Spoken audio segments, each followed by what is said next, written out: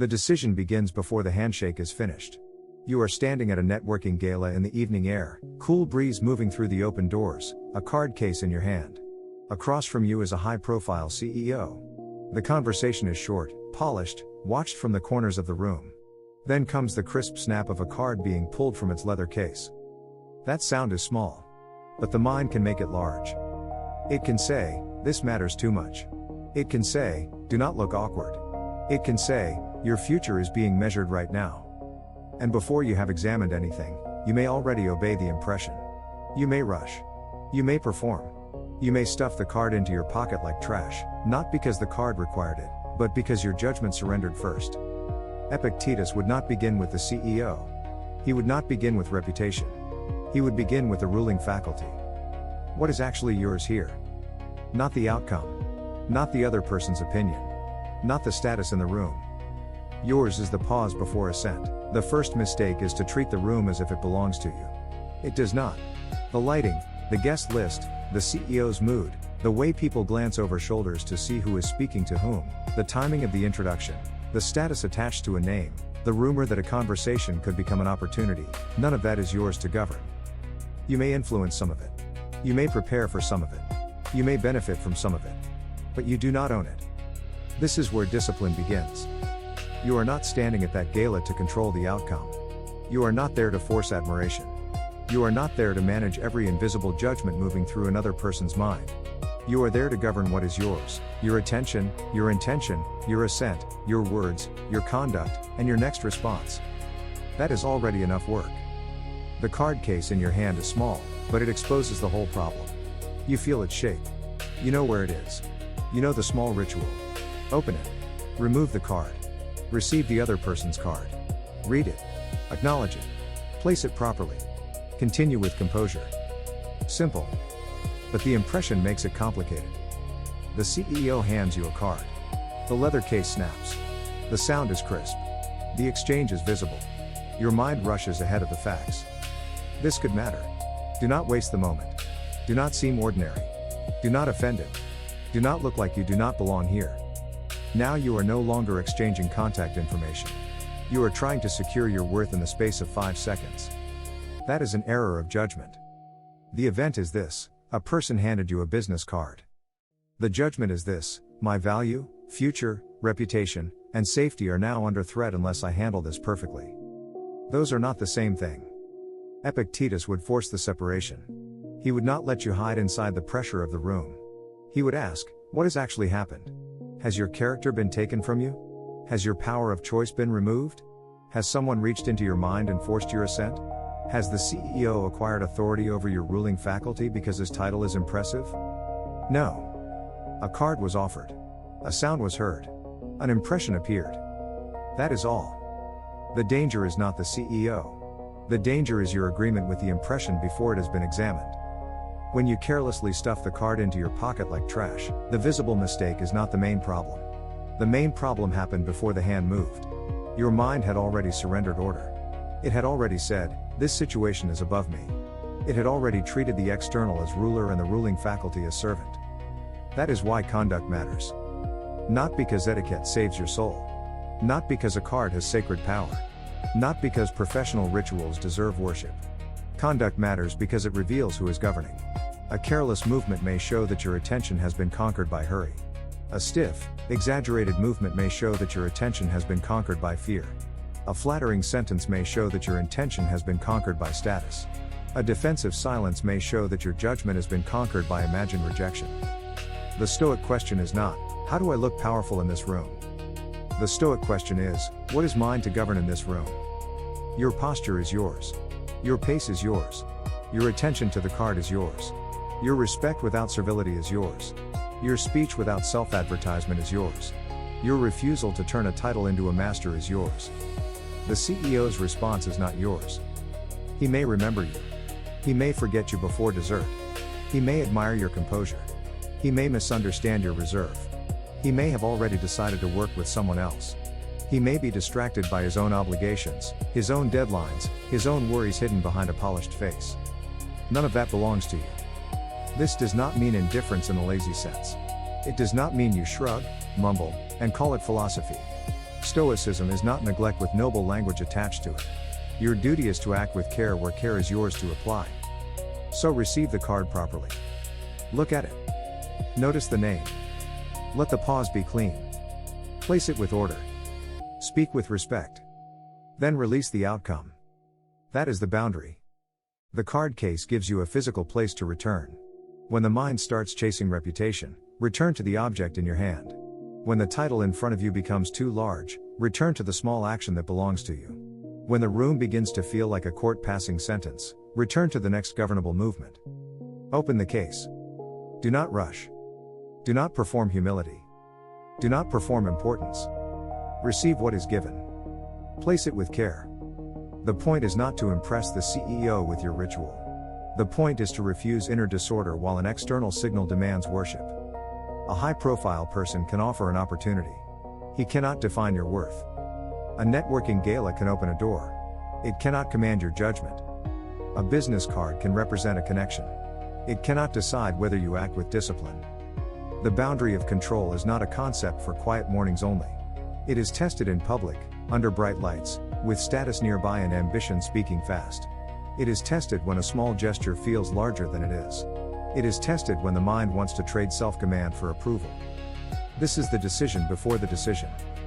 Before you decide what to say, decide who governs. The mind does not move from event to action in one step. There is an event. Then there is an impression. Then there is a judgment. Then there is assent. Most people collapse all four into one. That is why they think the gala made them nervous, the CEO made them rush, the card exchange made them awkward, the room made them small.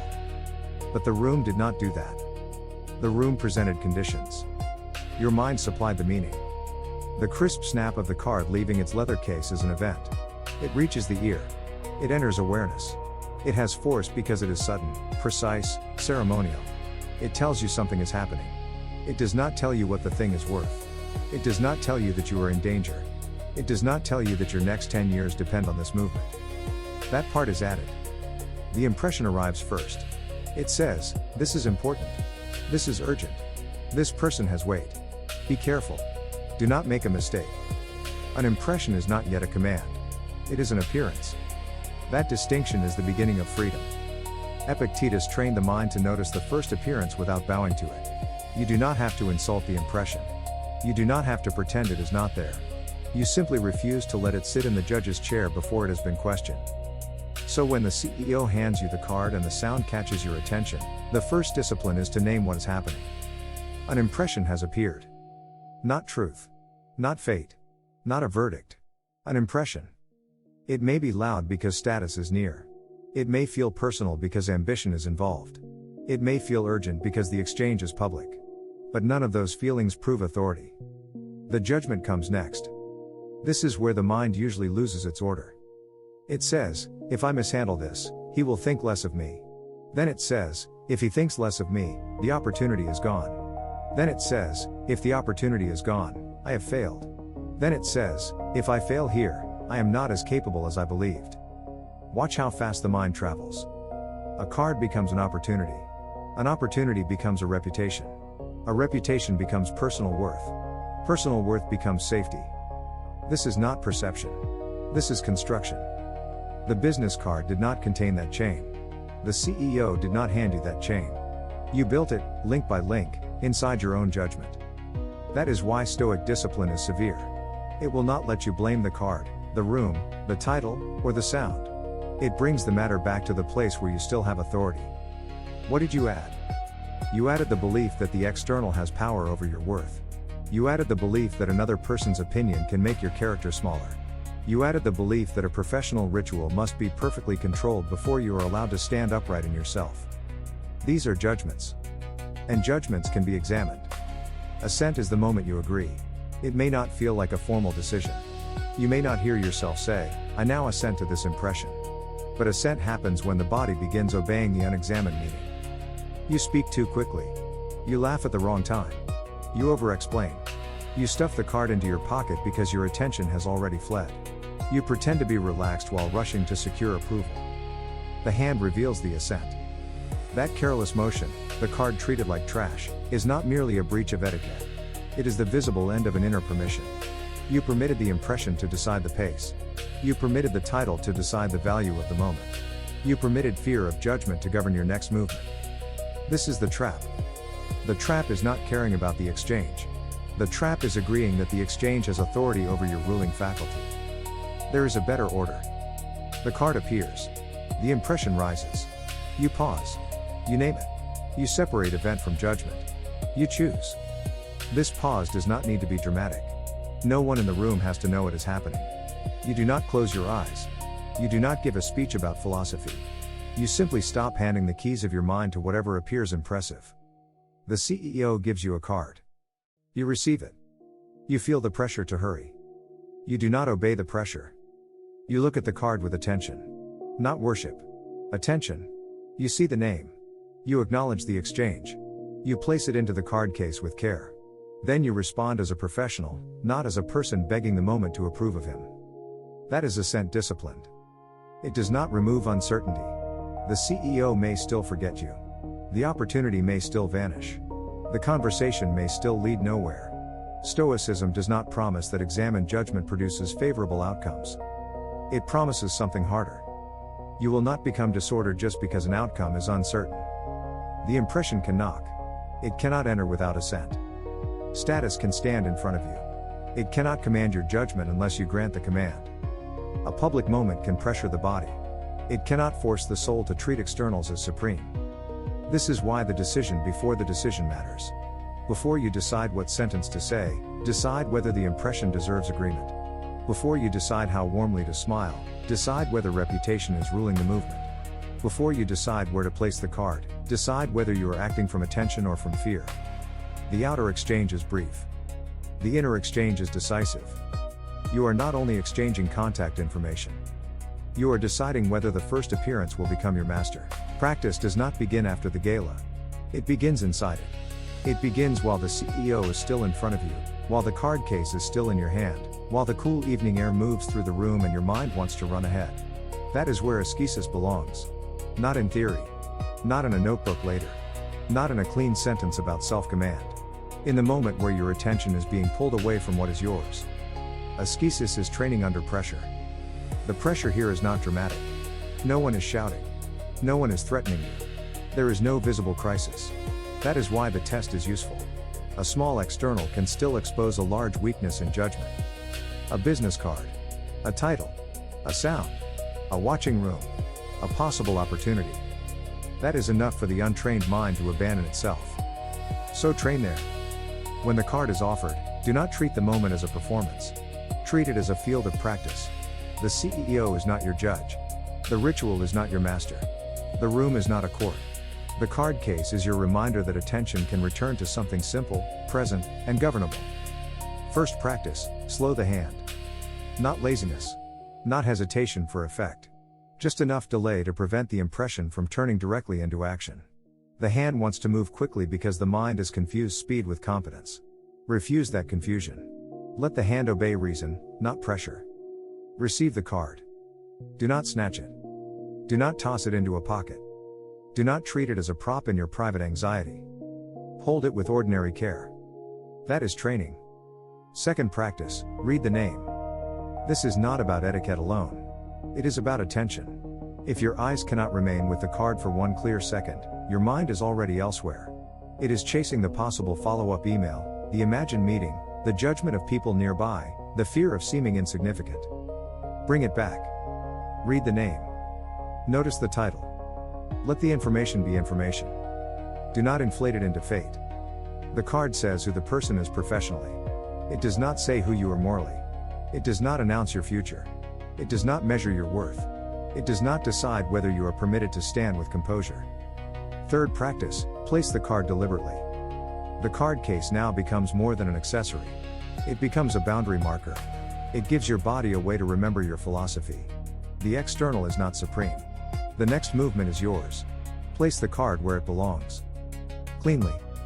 Quietly. Without drama. That movement says nothing grand to the room. But it says something exact to your own ruling faculty.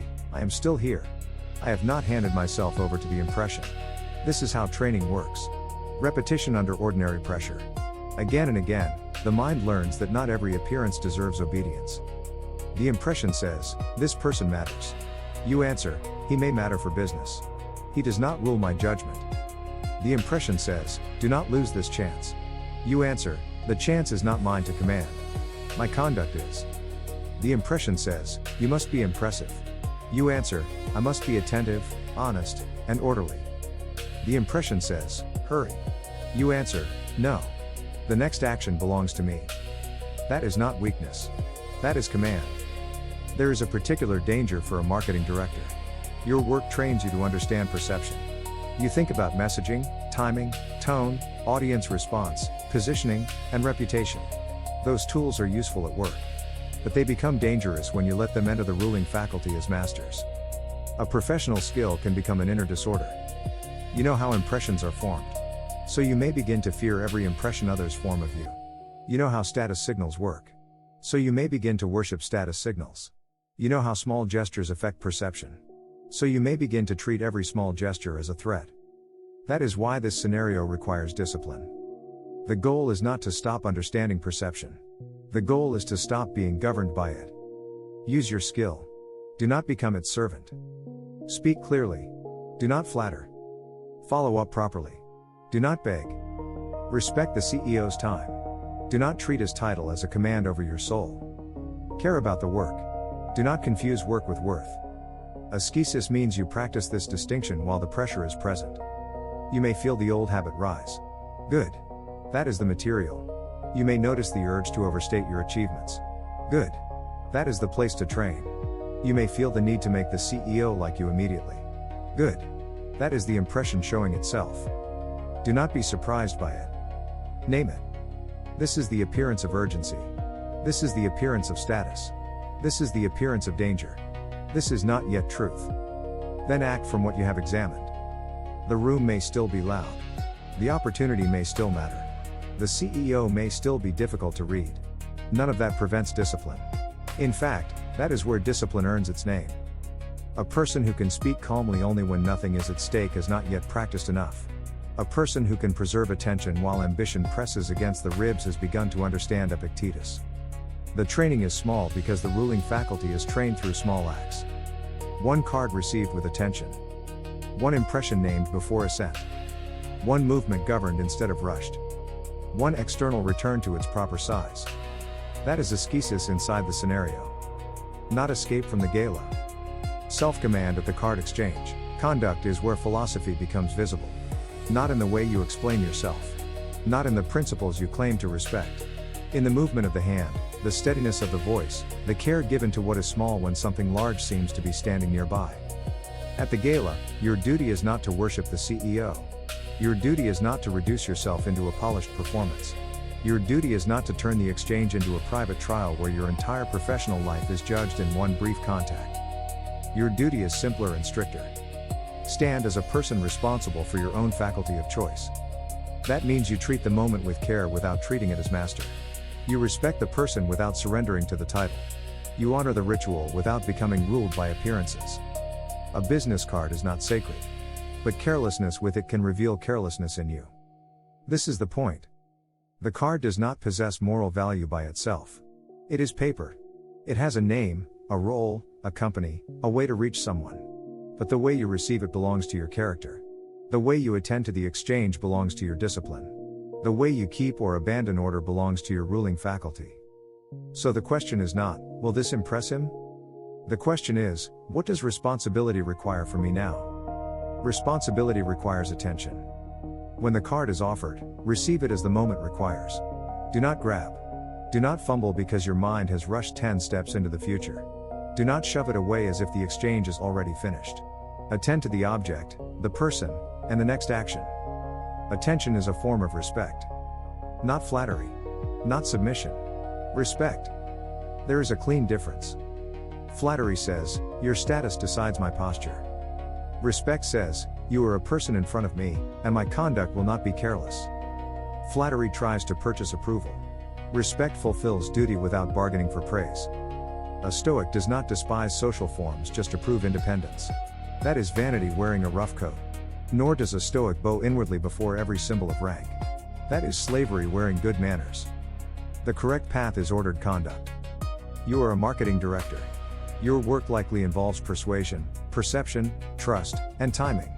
So your duty includes professional clarity. You may introduce yourself plainly. You may speak about your work without exaggeration. You may receive the card and offer your own with care. You may follow up later if appropriate. But responsibility ends where control ends. You are responsible for the quality of your action. You are not responsible for forcing the CEO to value it. You are responsible for your honesty. You are not responsible for his interpretation of every phrase. You are responsible for preparation. You are not responsible for whether the opportunity opens. You are responsible for the follow-up you send. You are not responsible for whether it is answered. This boundary protects conduct from corruption. When you believe the outcome is yours, you begin to distort the action. You overreach. You flatter. You exaggerate. You pressure the moment. You make every sentence carry too much weight. You try to control another mind by manipulating your appearance. That is not responsibility. That is fear pretending to be strategy. Epictetus would strip it down. What role are you occupying? A professional? A guest? A representative of your work? A human being among other human beings? Then perform that role with steadiness. Do not add the role of beggar. Do not add the role of judge. Do not add the role of victim if the conversation does not go your way. Do not add the role of conqueror if it does. Your duty is not dramatic. It is exact. If the CEO gives you a card, receive it properly. If he asks what you do, answer directly. If he gives only a brief opening, do not force a longer one. If the conversation ends, let it end without resentment. If follow-up is appropriate, follow up with clarity. If nothing comes of it, do not turn that into a verdict against yourself. There is dignity in completing the action that belongs to you and leaving the rest where it belongs. The careless pocket is the opposite of that dignity. To stuff the card away like trash may seem small. But in the logic of the scenario, it shows the mind has lost the thread. It is no longer acting from order. It is acting from haste, self-consciousness, or secret contempt. It wants to get past the discomfort. It wants the symbol out of sight. It wants to end the pressure without examining the pressure. Responsibility does not do that. Responsibility stays present long enough to act correctly.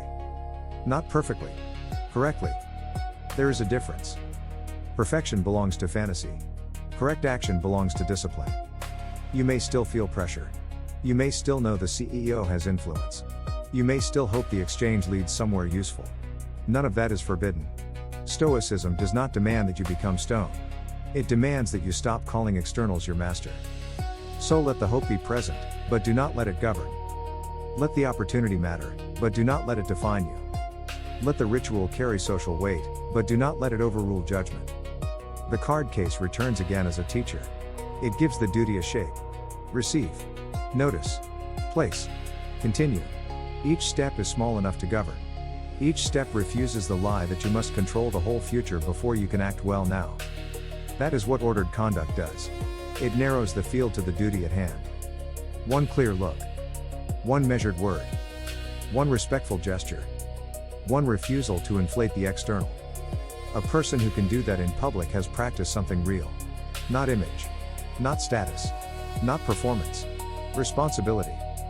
The CEO may leave with an opinion. Let him. You leave with your conduct. Freedom in this room is not the freedom to make the CEO admire you. That was never yours. Freedom is the ability to stand in the exchange without making his opinion your master. It is the ability to hear the crisp snap of the card, feel the pressure of the gala, know the opportunity may matter, and still refuse to surrender judgment. This is not passivity. It is not indifference to work, reputation, or consequence. It is ordered action without inner slavery. Receive the card. Read the name. Place it with care. Speak plainly. Follow up if duty requires it. Then let the result belong to the place where results belong. A person may open a door. A title may carry influence. A room may reward polish. None of that has authority over your ruling faculty unless you give it away. The careless pocket is only the surface. The real danger is carelessly handing your assent to the first impression that appears. The real loss is not a missed business connection. The real loss is forgetting that your worth does not rise and fall with a stranger's response. The decision before the decision is always this: will you be governed by appearance, or by examined judgment? Epictetus would bring you back to the same point again and again. Do not begin with the room. Do not begin with reputation. Do not begin with what another person may think. Begin with the faculty that chooses. Return to what is yours to govern.